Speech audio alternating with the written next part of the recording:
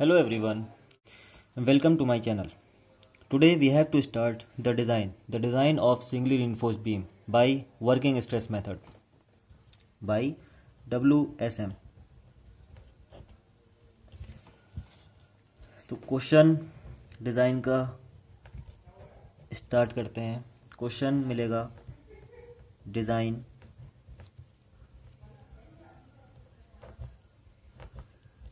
a singly reinforced beam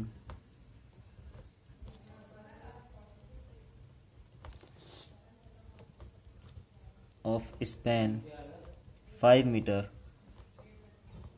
and have to bear a load of 10 kilonewton per meter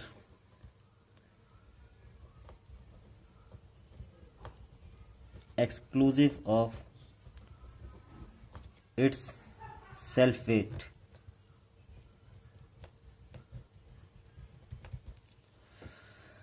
Use M20 and Fe415 to design. Take M is equal to 18. Modular ratio is equal to 18. ये question हो गया। इसमें क्या दिया हुआ है? Span और load. आपको कंक्रीट M20 लेना है और स्टील Fe415। ये लोड जो है वो exclusive of its self weight, मतलब इसमें सेल्फ वेट इंक्लूडेड नहीं है, वो अलग है। तो आइए इसको किस तरह से डिज़ाइन करना है, स्टेप बाय स्टेप चलेंगे। पहला स्टेप में आपको देखना है size of the beam. Size means two things, number one depth and second thing is width.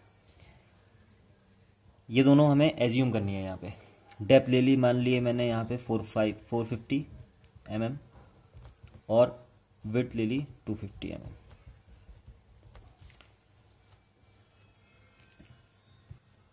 Let us assume effective cover of 20 mm, then small d is equal to 450 minus 20 is equal to 430 mm। ये हो गया मेरा पहला step, size of the beam यहाँ पे मैंने assume कर लिया। सेकेंड स्टेप में हम लोड, सारे लोडों को यहाँ पे ऐड करेंगे। लोड, कितना लोड आ रहा है बीम पे। पहली चीज़ इसमें डेड लोड और you can say self weight. ये किस तरह निकलेगा? B into D into 25,000। What is 25,000 here? It is the density of RCC, 25,000 newton per metre cube. B is 0.25 metre, depth is 0.45 metre into 25,000। This one is equal to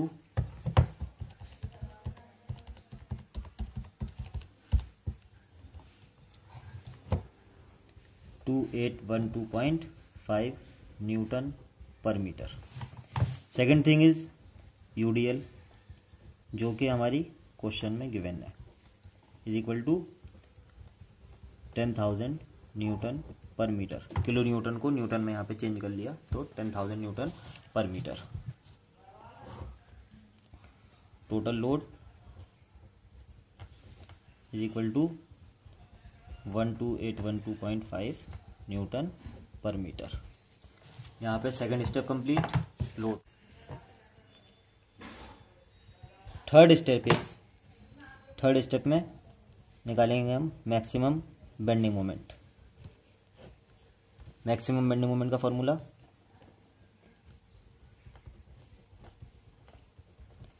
WL² by 8। What is W here? Total load 12812.5, L 5 metre है upon 8। This one is equal to 12812.5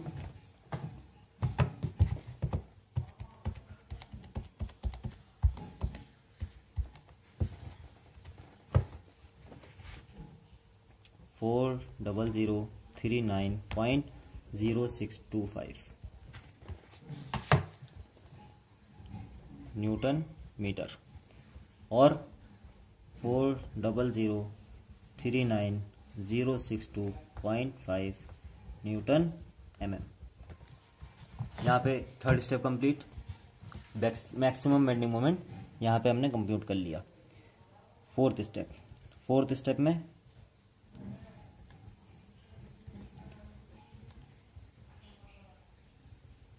moment of resistance MR।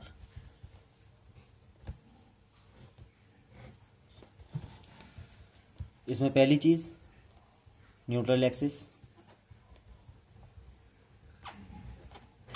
इसका formula हमें पता है सबको। इसमें हमें क्या करना है, इसमें D की वैल्यू नहीं रखनी,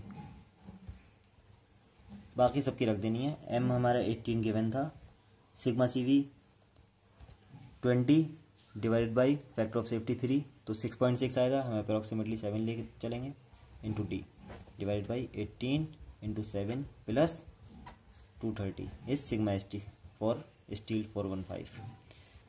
this one is equal to 0.28 D।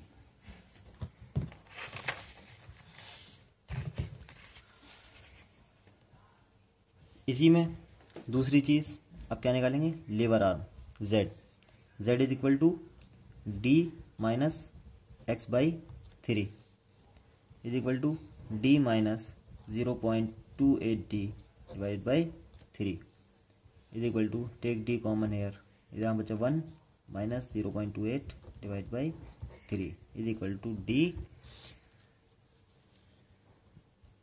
0.90 और you can write as 0.9 D। ये हो गया लीवर आर्म। तीसरी चीज़ इसी में MR का फार्मूला रखा BX sigma CV by 2 into Z is equal to B मैंने लिया था 250, X आया 0.28 D into sigma CV 7 into 0.9 D divide by 2।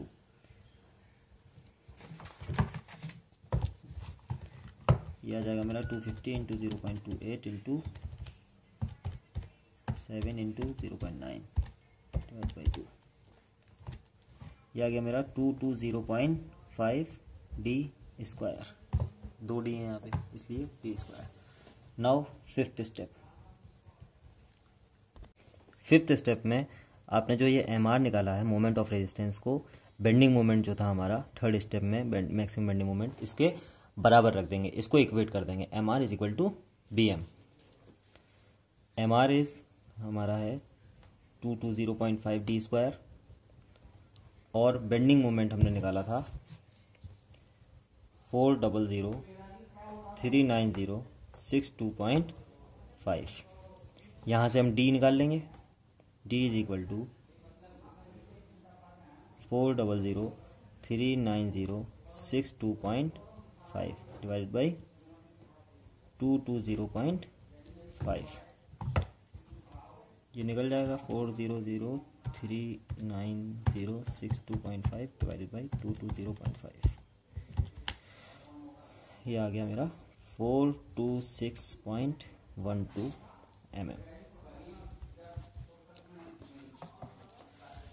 This one is approximately equal to 430 mm।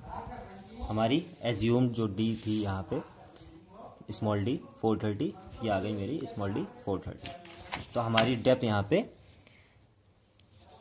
Okay है, यहाँ पे हमारी डेप्थ सही है, हमने जो मानी थी वो सही थी। अगर यहाँ पे कुछ ज़्यादा डिफरेंस आ जाता, ये वाली D जो है अगर कम रह जाती उससे, तो हमें दोबारा ये सारे स्टेप रिपीट करने पड़ते। अभी ये D सही है, तो अब आगे चलते हैं सिक्स्थ स्टेप में।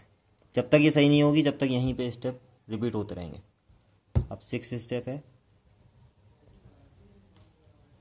Area of steel.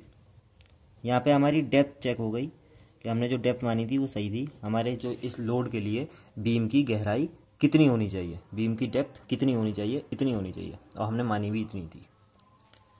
तो एरिया ऑफ स्टील अब एरिया ऑफ इसमें स्टील कितना पड़ेगा इस बीम में, इस लोड के लिए, इस साइज़ के लिए स्टील कितना चाहिए, तो उसके लिए फॉर्मूला क्या होता है, A S T is equal to M R upon sigma S T into Z. M R is equal to B M हम पहले रख चुके, तो यहाँ पे बी एम की वैल्यू रख सकते हैं 400,390,62.5 divided by sigma S T हमारा 230 इंटू जेड था मेरा 0.9 इंटू डी, डी है मेरा 430, 230 इंटू 0.9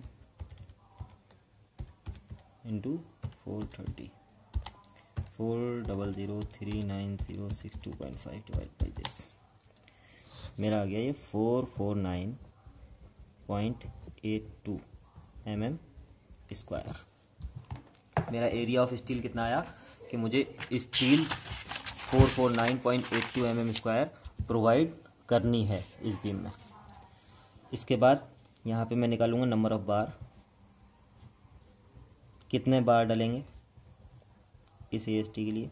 नंबर ऑफ बार के लिए मुझे क्या करना पड़ेगा, यूजिंग मान ली 16 mm डाया बार,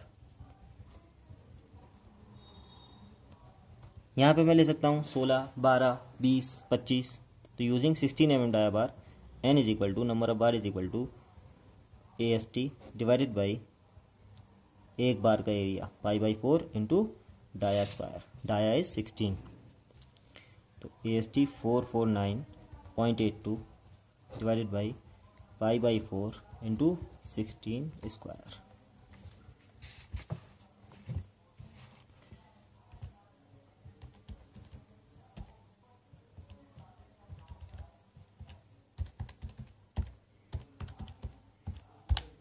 ये मेरा आ गया 2.23 बार।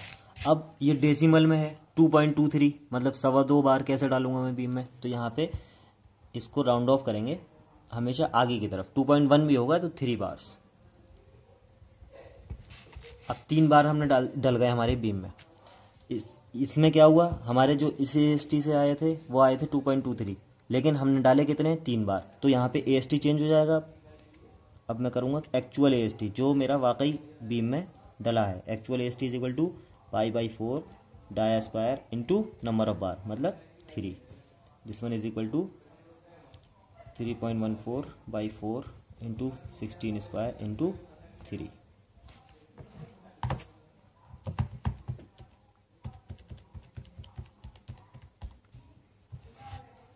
यह आ गया मेरा 602.8 mm स्क्वायर।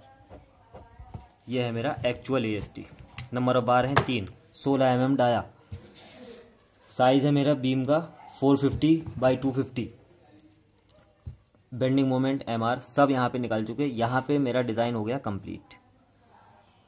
ये क्या निकला, मेरा डेप्थ चेक हो गई और AST निकल आया, नंबर ऑफ बार निकाल लिया, एक्चुअल AST निकाल लिया, यहाँ पे डिज़ाइन कंप्लीट। अब जो नेक्स्ट थिंग बची, नेक्स्ट इसके बाद जो आती है 7th स्टेप जो आता है वो आते हैं चेक्स।